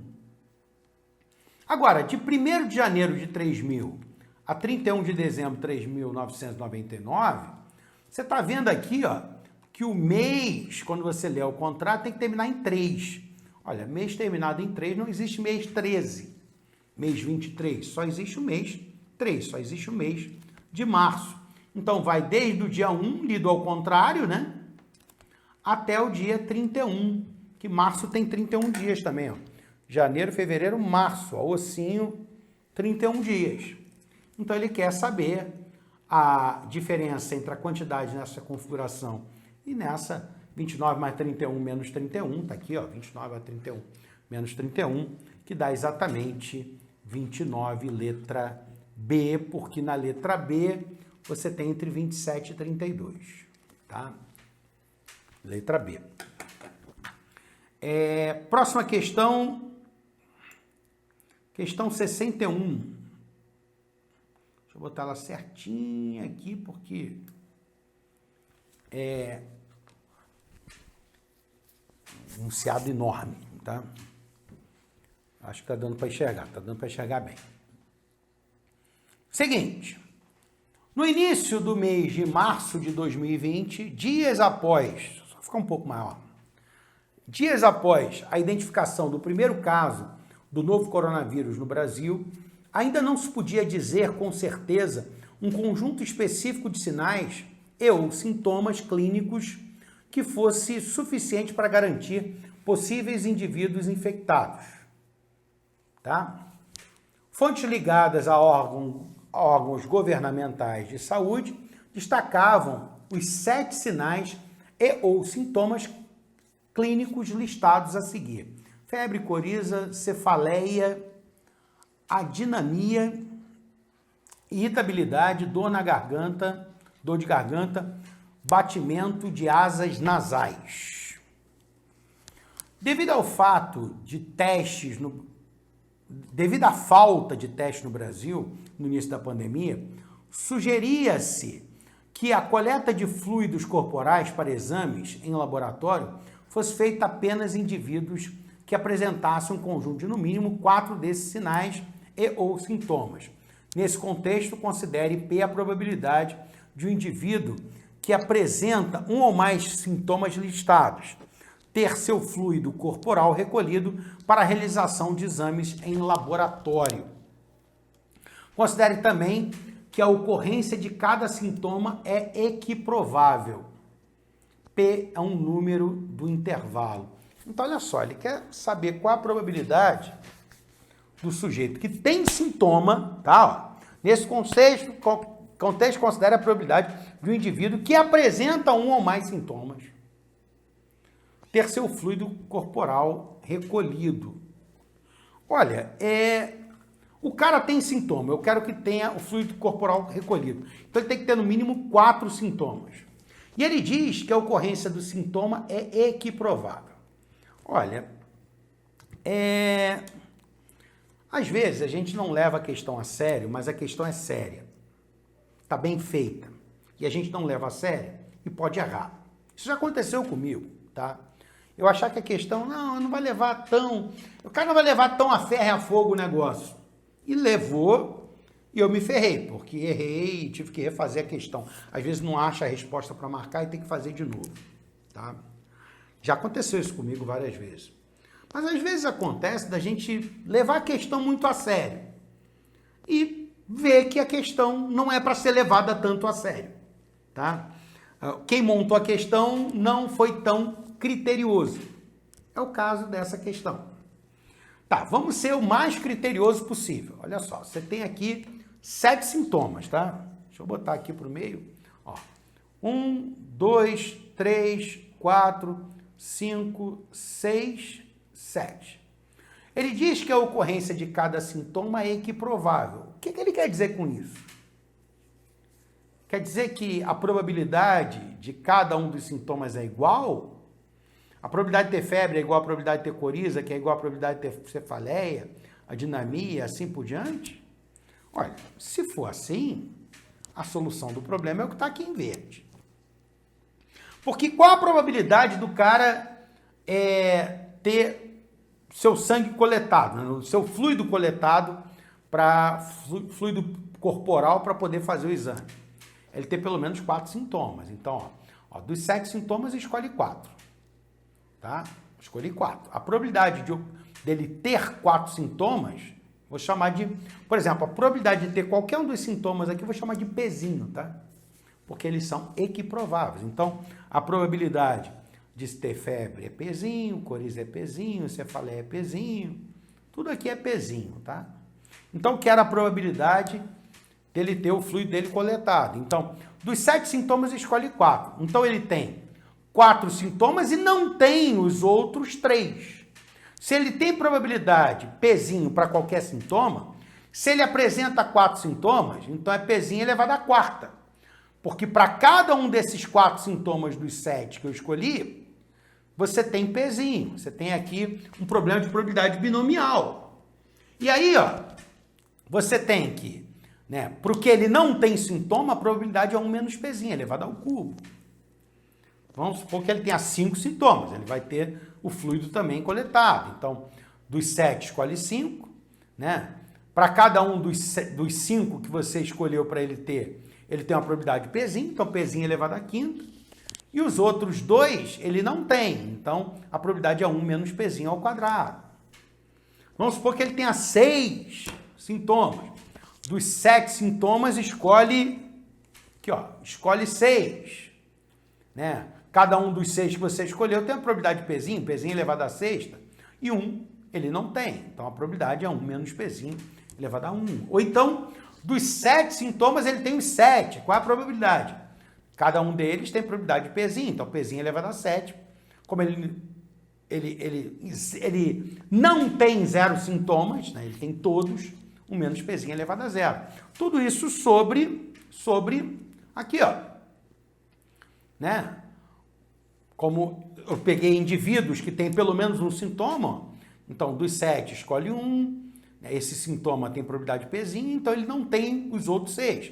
Cada um dos que ele não tem probabilidade de 1 menos Pzinho, no caso elevado à 6ª, né? Ele poderia ter 2 sintomas, né? Eu estou pegando todos os casos agora, né? Isso aqui é um problema de probabilidade condicional, né? Aqui, ó, é a restrição, quer dizer, na verdade, no meu de caso favorável, sobre a restrição do meu espaço amostral, porque a pessoa tem que ter pelo menos, né, um sintoma, tá? Porque ele está falando dos indivíduos que têm sintoma. Então, tem pelo menos um sintoma, pelo menos 2 sintomas, até pelo menos 7 sintomas, que é o último caso, certo? Porém, se você for ver essa conta verde aqui, ela depende do pezinho. Se ela depende do pezinho, não era isso que ele queria, tá? Você está vendo aí nessa conta, tá? Que para você fazer essa conta, até dá para fazer, depende do pezinho. Qual é a probabilidade de pegar cada sintoma? Ele não fala. Ele fala que é equiprovável. Equiprovável é o quê? É a mesma probabilidade para todos os sintomas? Será que era isso que ele queria? Não deve ser, porque não dá para calcular. Olha, eu acho que o que ele queria era que qualquer subconjunto de sintomas é equiprovável. Aí virou outra parada, tá? Então, por exemplo, olha aqui, ó. A probabilidade dele ter febre e coriza é igual à probabilidade dele ter febre, coriza e cefaleia. Que a probabilidade dele ter febre seria coriza, cefaleia e dinamia. Então, a pessoa, mas isso não faz sentido. Eu concordo com você, mas, né, eu acho que é o que ele queria. Tanto que vai bater o gabarito bonito, tá? Então, ele quer que qualquer subconjunto de sintomas tenha a mesma probabilidade que eu chamei de Qzinho, a probabilidade de qualquer subconjunto de sintomas. Então, você tem aqui, por exemplo, ó, olha só, casos favoráveis, tem que ter no mínimo 4 sintomas. Dos 7 sintomas, escolhe 4. Para cada subconjunto de 4, você tem probabilidade de Qzinho. Dos 7 sintomas, escolhe 5. Para cada subconjunto de 5 sintomas, você tem probabilidade de Qzinho. Dos 7 sintomas, escolhe 6. Para cada subconjunto de 6 sintomas, você tem probabilidade de Qzinho. E dos 7, escolhe 7. Né? Você também tem probabilidade de Qzinho. Sob a probabilidade dele ter sintomas. Né? Dos 7 sintomas, escolhe 1 com probabilidade de Qzinho. Cada um dos subconjuntos de um elemento tem probabilidade de Qzinho. Dos 7 sintomas, escolhe 2 com probabilidade de Qzinho. Até dos 7, escolhe 7 com probabilidade de Qzinho. Parece que é número de casos favoráveis sobre número de casos possíveis. Sim, parece, porque agora, se você cortar os Qzinhos em cima e embaixo, vai ficar, né? Dos 7 sintomas, escolhe 4, mas dos 7, escolhe 5, dos 7, escolhe 6, dos 7, escolhe 7, sobre isso aqui, que vai ficar combinação de 7, 1 a 1, 7, 2 a 2 até 7, 7 a 7, que dá a linha do triângulo de Pascal, menos combinação de 7, 0 a 0, né? A linha inteira do triângulo de Pascal, né? O teorema das linhas todo, menos o caso de combinação de 7, 0 a 0. Você poderia também pensar isso aqui da seguinte maneira, ó. Eu quero subconjuntos de um elemento, de 2 elementos, de 3 elementos até 7. Só não pego o subconjunto vazio, né? Então, é o número de subconjuntos do conjunto de 7 elementos, 2 a 7 menos 1, tá? Como é que eu fiz essa conta aqui? Podia ter feito essa conta, tá? Mas eu preferi fazer diferente. Usei relação de Stiefel. Combinação de 7, 4 a 4 mais 7, 5 a 5 é combinação de 8, 5 a 5, tá? Se você quisesse fazer essa conta bonitinha, podia fazer. Combinação de 7, 6 a 6 mais 7, 7 a 7 é a combinação de 8, 7 a 7. Isso sobre 128 menos 1, 127. Por que eu fiz assim? Porque é mais rápido, né? Combinação de 8, 5 a 5 é 8, 3 a 3. 8, 7, 6 sobre 3 fatorial. Combinação de 8, 7 a 7 é 8 a 1, que é 8. E aí esse 6 corta com 3 fatorial, tá? E aí vai ficar 8 vezes 7, que dá... deixa eu só jogar um pouquinho mais para baixo aqui, ó. 8 vezes 7 mais 8, né? Que dá 8 vezes 8, né? Botando 8 em evidência. 8 vezes 8, 64. 64 sobre 127, né? Se fosse 64 sobre 128, daria meio bonito, né? Mas é 64 sobre 127, um pouquinho mais que meio, né? Um tiquinho acima de meio. Então, resposta letra C, entre meio e 3/4, que era o gabarito oficial. Eu Fiz cara feia para essa questão, tá? Porque quando você fala que a probabilidade do cara pegar cada sintoma é a mesma, tá, isso está fora da realidade, mas é regra do problema. Mas você fala que os sintomas são equiprováveis, mas na verdade conjuntos de sintomas são equiprováveis, ou seja, a probabilidade de você ter 3 sintomas é igual à probabilidade de você ter 4 sintomas, que é igual à probabilidade de ter 5, 6, 7. Eu achei forçação de barra para caramba, tá? Na verdade, eu tive que ficar adivinhando o enunciado, porque ele fala aqui que a ocorrência de cada sintoma é equiprovável. Isso não é verdade, tá? Porque você está vendo aqui que se você botasse cada sintoma com a mesma probabilidade, daria essa solução. Na verdade, ele queria qualquer subconjunto de sintomas ser equiprovável, e aí daria isso aqui. Por exemplo, a probabilidade dele ter 4 sintomas é Q, mas de 5 também é Q, de 6 também é Q, de 7 também é Q, e de 1 também é Q. Então, ficou essa solução aí, tá? Que se te desagradou, pode ter certeza que me desagradou muito. Vamos para a questão 62. Tá? Deixa eu ir aqui para o meu cantinho. Vamos lá. Questão de geometria espacial. Considere a figura a seguir. Nela está representada, aí ele diz aí, tá meio cortado até na prova, tá? Esse desenho fora de escala aí embaixo da figura. A figura tá bonita. Nela está representada a inscrição de uma esfera num cubo que, por sua vez, está inscrito num cone equilátero, de tal forma que uma de suas faces está apoiada na base do cone e os vértices da face oposta estão na lateral do cone.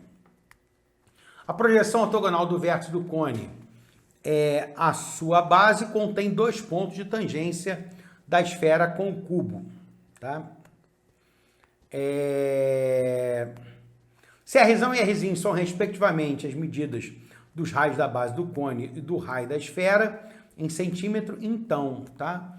Ele quer a razão entre o raio da esfera e o raio da base do cone, ou o raio da base do cone e o raio da esfera, tá bem? Tá bom. Ele fala que a figura é toda regular, bonitinha, e aí ele pede para você achar a razão dos raios. Olha, a primeira coisa que ele fala que é o cone é equilátero. O que significa dizer que o cone é equilátero? Significa dizer que essa seção aqui, ó, que é a seção meridiana, tá? Como assim seção meridiana?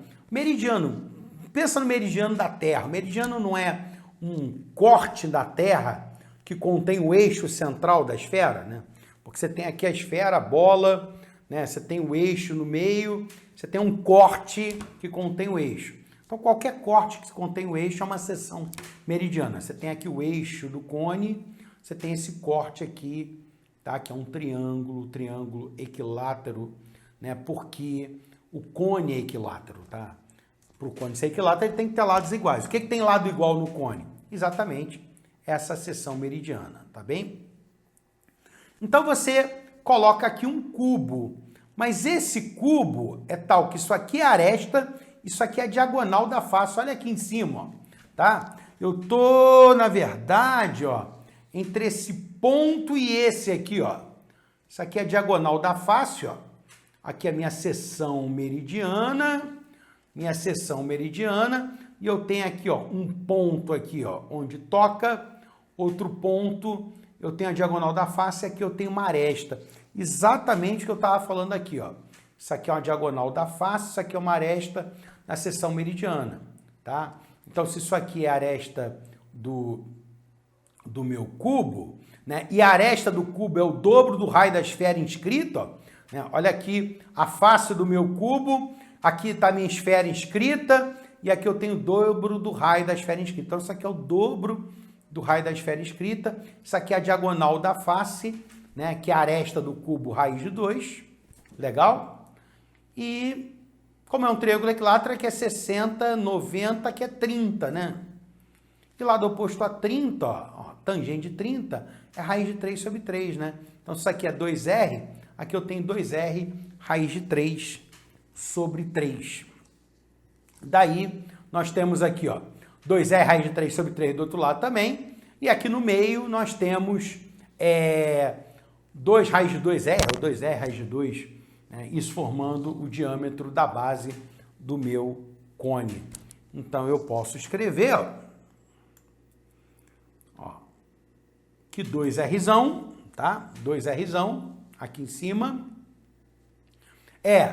aquele 2 pedacinhos azuis que dá 2R raiz de 3 sobre 3 vezes 2, dá 4R raiz de 3 sobre 3, mais o pedaço laranja ali, que é a diagonal do meu cubo, 2R raiz de 2. E aí fazer conta, né? Dá para dividir por 2 tudo, né? Botar o R em evidência. Dá para dividir por 2 aqui, aqui, aqui. Bota o Rzinho em evidência. Vai ficar Rzinho vezes 2 raiz de 3 sobre 3 mais raiz de 2. E aí dá para multiplicar tudo por 3. Vai ficar 3R aqui. Multiplicando por 3 lá dentro vai ficar 2 raiz de 3 mais 3 raiz de 2. E aí, se eu fizer o Rzinho sobre Rzão, né? Joga esse cara que está multiplicando para cá dividindo. Rzinho sobre Rzão vai ficar 3 sobre 2 raiz de 3 mais 3 raiz de 2. E aí racionaliza, né? Multiplica por 3 raiz de 2 menos 2 raiz de 3, já que 3 raiz de 2 é maior que 2 raiz de 3, tá? 3 raiz de 2 é 3 vezes 1,4, mais ou menos. 2 raiz de 3, 2 vezes 1,7. E aí vai ficar, produto da soma pela diferença, dá quadrado do primeiro. Quadrado do primeiro aqui dá 18. Quadrado do segundo dá 12. 18 menos 12 dá 6. 3 sobre 6, que é o produto desses dois. 2 ali embaixo, em cima. 3 raiz de 2 menos 2 raiz de 3. Então, isso me dá letra B.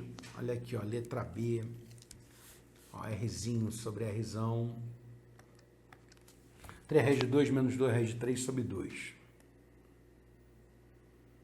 Questão 3. Quer dizer, questão 63. Que 3.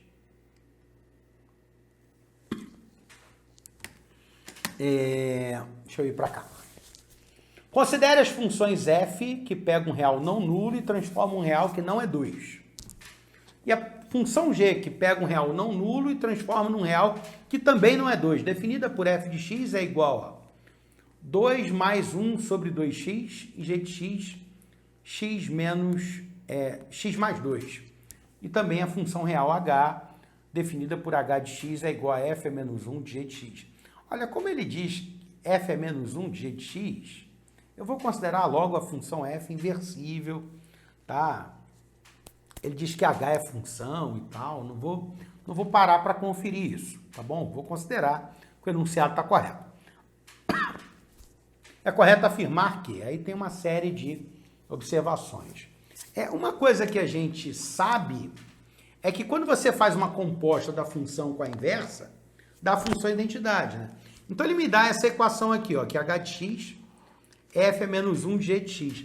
Se eu aplicar f de x desse lado e desse lado, eu tenho aqui, f do h de x, vai dar f da f é menos 1, f da f é menos 1 de g de x. Só que f da f é menos 1, né? A função inversa desfaz, a função f faz, uma faz e outra desfaz, eu não fiz nada, né?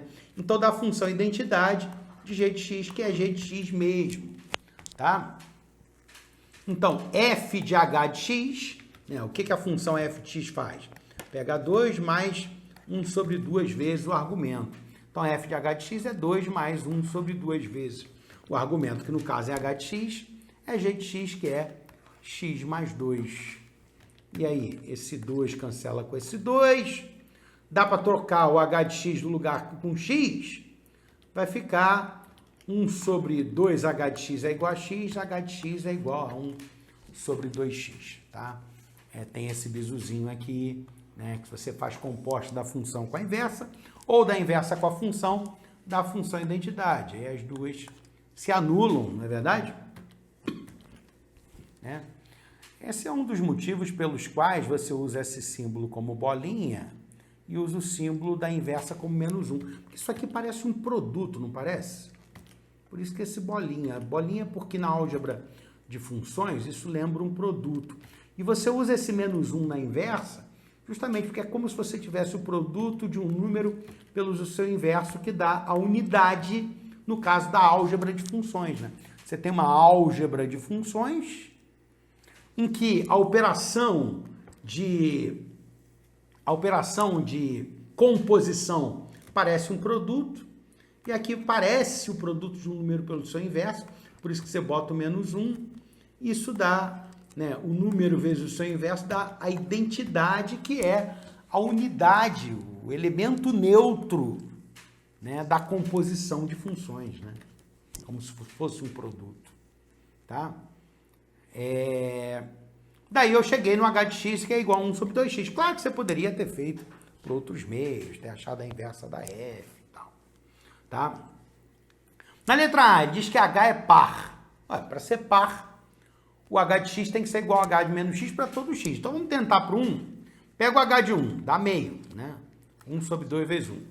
Pega o h de menos 1, dá menos meio. 1 sobre 2 vezes menos 1.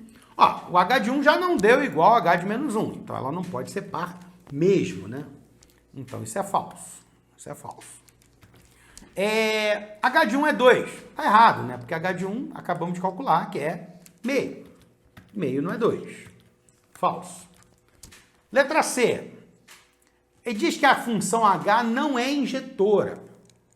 Olha, para a função não ser injetora, a equação h de A igual a h de B tem que ter mais de uma solução, tá?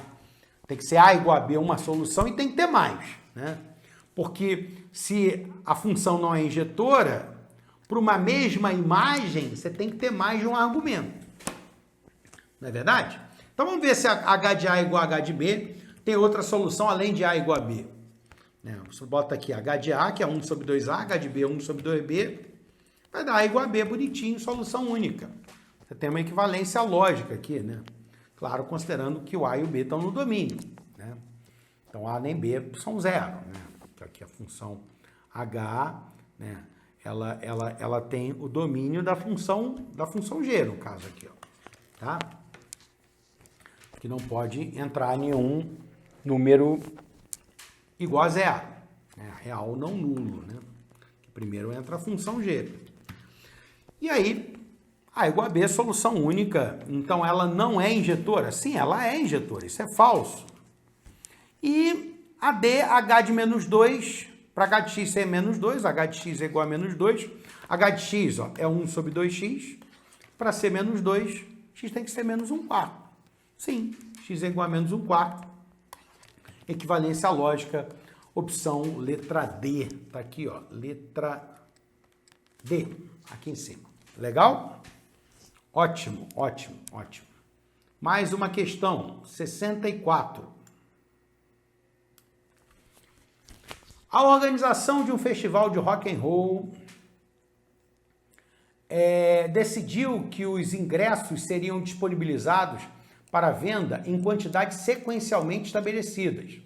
No primeiro dia foram vendidos 30 caixas com 400 ingressos em cada um. No segundo dia de venda em diante, do segundo dia em diante, foram disponibilizadas 3 caixas a mais em cada dia. Porém, em cada caixa do total de caixas do dia, havia 10 ingressos a menos. O quadro representa a sequência até o quarto dia. Olha só, no primeiro dia, 30, no segundo 33, 36, 39, vai de 3 em 3. Só que aqui a quantidade de ingressos por caixa vai caindo de 10 em 10, 400, 390, 380, 370 e por aí vai. A disponibilização diária de ingressos para venda seguiu a sequência acima até o 38º dia, o último dia de vendas. Dia a dia, o total de ingressos disponibilizados era integralmente vendido a R$ 50 cada unidade. Sendo assim, o maior valor apurado em um único dia de venda dos ingressos foi em reais de... Parece questão da Epicar, tá? Podia cair na Epicar sem problema. Olha só, vamos lá. Isso aqui é o valor da venda, tá? Ele quer valor apurado na venda. Cada ingresso custa 50 pratas, né? A quantidade de caixas vendidas é 30 mais um múltiplo de 3, né? Aqui, ó, 30 mais 0 vezes 3, 30 mais 1 vezes 3, 30 mais 2 vezes 3, 30 mais 3 vezes 3 e assim por diante. E a quantidade de ingressos de cada caixa é 400 menos um múltiplo de 10. Ó. 400 menos 0 vezes 10, 400 menos 1 vezes 10, 400 menos 2 vezes 10 e assim por diante.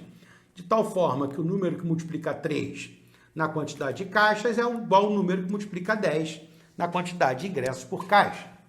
E aí, se você fizer essa conta, bota o 3 em evidência aqui, joga para fora, dá 150. Bota o 10 em evidência aqui, joga para fora, dá 1.500, né? Vai ficar 10 mais t, 40 menos t, deu uma função quadrática. Mas deu uma função quadrática que eu conheço as duas raízes. Se eu conheço as duas raízes, eu sei o x do vértice, porque o x do vértice é exato. O t do vértice aqui, né? O t que dá o valor máximo, né? Vai ser exatamente o ponto médio das raízes. Uma raiz é 40, a outra é menos 10. 40 mais menos 10, 30 sobre 2, 15. Ou seja, a quantidade máxima apurada, o valor máximo apurado, é o V de 15, vai ficar 1.500. 10 mais 15 dá 25. 40 menos 15, 25. Dá 25 vezes 25 dá 625. Vezes 1.500 dá 937.500. Letra C. Legal? Tem mais alguma? Não. Acabou a prova. Ótimo. Então vamos fazer uma recapitulada aqui da prova inteira, tá? Tá aí, ó. Prova de 2020, 2021 da AFA, versão A. Olha só, primeira questão. Primeira questão é uma questão de estatística de gráfico. Ele te dá um gráfico de barra e pede um gráfico de setor, né? Tinha que usar um pouquinho de geometria, né? O quanto Barueri corresponde do total vezes 360 graus e depois ele tá com uma trigonometriazinha, dá 90 graus e tal. Cosseno de 90 é seno de 45 mais cosseno de 135 e aí você vê que é correto. Ótimo. Era questão para acertar, né? Era questão para acertar. Quem estava brigando por vaga na AFA não podia deixar isso aí passar, não. A questão 50 era uma questão também razoavelmente tranquila. Falava de ângulos complementares. Ângulos complementares de triângulo retângulo. Trigonometria do triângulo retângulo, né? Ele dava uma equação, você tinha que ver que o cosseno beta era o seno alfa, cosseno beta é seno alfa. Você caía numa equação toda em seno alfa aqui atrás e chegava à conclusão que o alfa é 30, já que alfa é maior que 0 e menor que 90 e tal. E aí você achava a distância AC, que é a largura do rio, com tranquilidade. Também poderia ser questão da Epicar, tá? Era questão também para fazer. Quando eu falo assim, é questão para fazer, parece até que, isso é fácil, moleza. Não, não é moleza não, porque eu sei que tem a prova de inglês, tem a prova de física, tem a prova de português, tudo envolvido. Mas era uma questão que era para brigar por ela e fazer, tá? Mesmo porque a prova da AFA, vocês concorrem com gente do Brasil todo, uma concorrência pesada na AFA.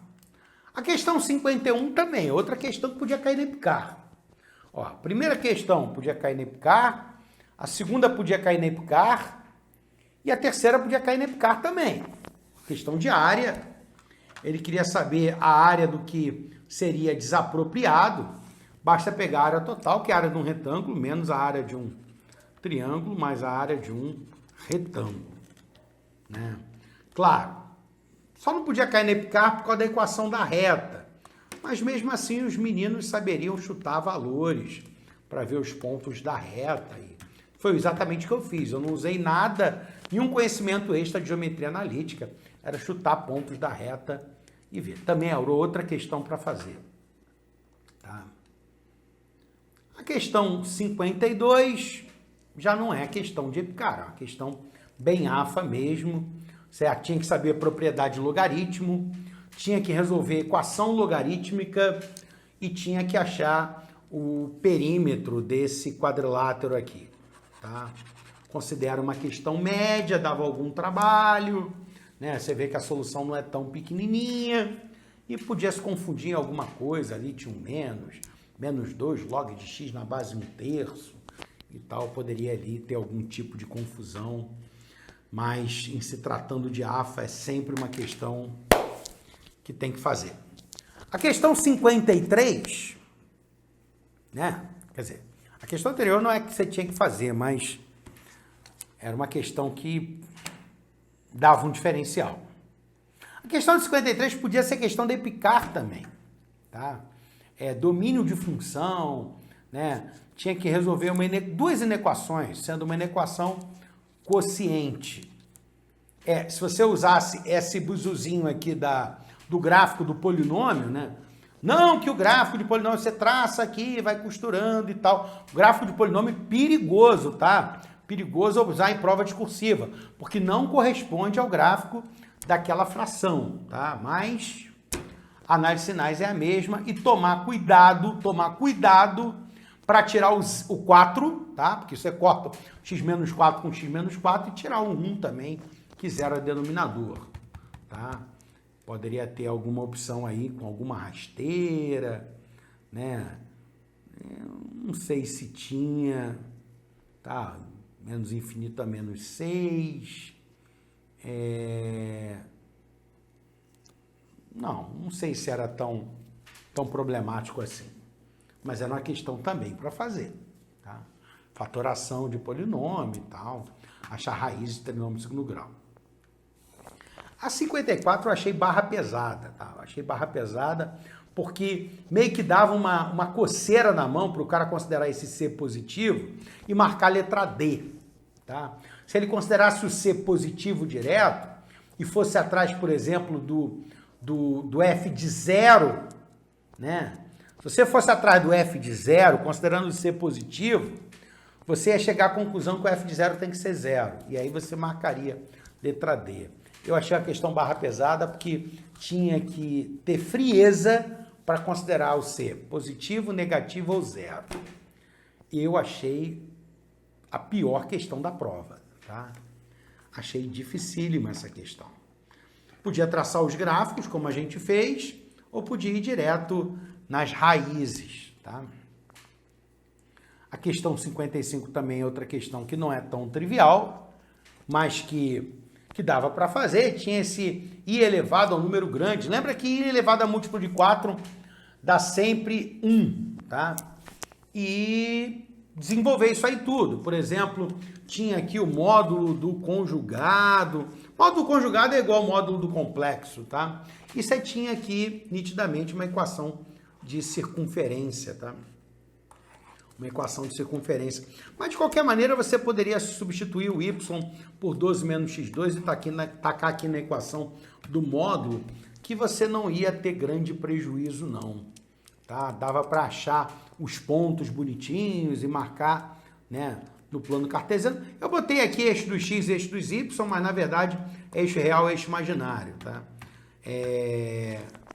Porque, na verdade, a gente chama de x mais y, então por isso que eu botei eixo do x, eixo dos y, né? Mesmo porque as minhas equações aqui saem todas sem ter número complexo na jogada, tá bom? Então trabalhei num plano cartesiano, legal? Mas são números complexos, né? Já que x é parte real e y parte imaginária, tá bem? Eu também não achei essa questão fácil não. Dentro do contexto da prova, com prova de física, com redação, com tudo, eu achei essa questão bem difícil. Se fosse isolada, tudo bem, mas achei difícil. Essa questão 56, apesar de ser uma questão de complexo, tem aqui, ó, esse ângulo aqui, que a tangente é a raiz de 3 sobre 3, muito na cara. O módulo poderia ser feito por um Pitágoras. Eu nem fiz essa solução, né? Podia botar aqui a raiz de 3, aqui 3, pô, direto, né? Aqui, ó, 3 raiz de 3, ó. E aí eu tenho, isso aqui é o quadrado, isso aqui é o quadrado, dá 9 com 3 dá 12. 12, raiz quadrada de 12, 2 raiz de 3. Quando você leva a quarta, 2 raiz de 3 a quarta. Não, bem tranquila a questão, porque não precisava ter feito nada disso. Já vi que eu fiz uma solução até longa, né? Parecia uma solução curta, mas eu fiz uma solução longa. Você mete aqui um raiz de 3 e aqui um 3. Você acha que isso aqui é 2 raiz de 3 mole. Quando você leva a quarta, você leva o módulo à quarta, 2 raiz de 3 à quarta, aqui, ó, 2 raiz de 3 à quarta, que dá 144. Rapidinho você matava aqui na figura mesmo. Era questão para fazer, tá? Minha solução ficou enorme, ficou até feia. Botei chifre e cabeça de cavalo. Essa 57 eu não achei tranquila, porque esse alfa aqui dá uma confundida, parece até que é uma raiz que tem que abrir em casa. Quais são as raízes que são simétricas? É alfa e menos alfa? É o alfa um beta e o menos beta? Sabe, a primeira vez que eu olhei eu achei estranho. Será que tem que abrir em 2 casos? Mas depois eu vi que não, porque, né, o alfa, que é uma raiz, só serve para eu calcular aqui o n, né? Que eu tenho aqui P de alfa, que é P de 0, é 9, achei o n, né? E aí depois eu chamei uma raiz de K, outra menos K e outra de L, e ignorei o alfa, porque o alfa só serve para isso mesmo, para achar esse n, tá? E aí relações de Girard, é aquela história, né? Faço uma ova porque tem sinalzinho de menos, tem continha, tem relação de Girard. Você vai achando, você acha primeiro as raízes que são simétricas, raiz de 3 menos raiz de 3, depois você acha o meio, depois você vai achando o m, né, para poder achar o p de 1. Não achei fácil não dentro do cenário. Essa 58 também é outra barra pesada, porque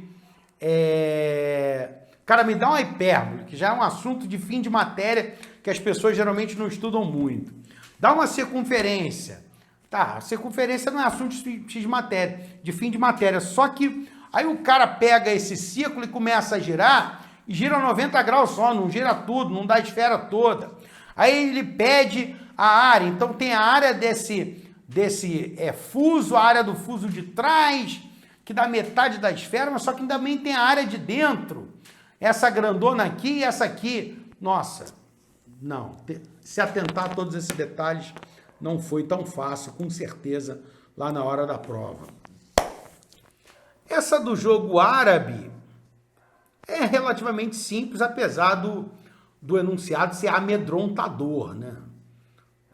Só essa parte aqui do enunciado é que interessa, né? E o peso no caso, a massa, né, média do grão de milho, né? O resto não é PA, é PG, né? PGzinha, tá? Questão relativamente tranquila. Essa questão aqui, 60. Olha, isso dentro do contexto é difícil, tá? Ah, aqui a gente fez rapidinho. Mas dentro do contexto é difícil, Porque é uma coisa meio esquisita. Que história é essa de Capicua? E escreve ao contrário e tal. É meio combinatória, é meio contagem, sem combinatória. Não achei fácil, não. 61 para mim é obscura, tá? Obscura. Achei muito ruim quando ele fala que os sintomas são equiprováveis, né? Mas, na verdade, são subconjuntos de sintomas que são equiprováveis. Isso para a gente conseguir marcar uma resposta. Caso contrário, não daria. 62 é uma questão de geometria espacial que exigia uma visão espacial considerável. Não achei fácil, tá? Não achei nada fácil. A 63, função inversa, tá? Que claro que você poderia achar a inversa da f, bonitinho e tal, né? Mas esse bizuzinho que eu coloquei aqui para vocês ajudou muito, tá? A gente chegou bem mais rápido. Ainda tinha que provar que ela é injetora. Não achei fácil não, achei essa daqui barra pesada. E a 64, que é a dos ingressos, é a questão de EPCAR. EPCAR, valor máximo de função quadrática. Legal? Não achei uma prova fácil, achei uma prova difícil, principalmente tratando de um concurso, uma relação candidato-vaga grande, em que você tem que meter uma média muito alta para conseguir uma vaga. Tá bem? Beleza, meu povo? Então, até a próxima. Fui!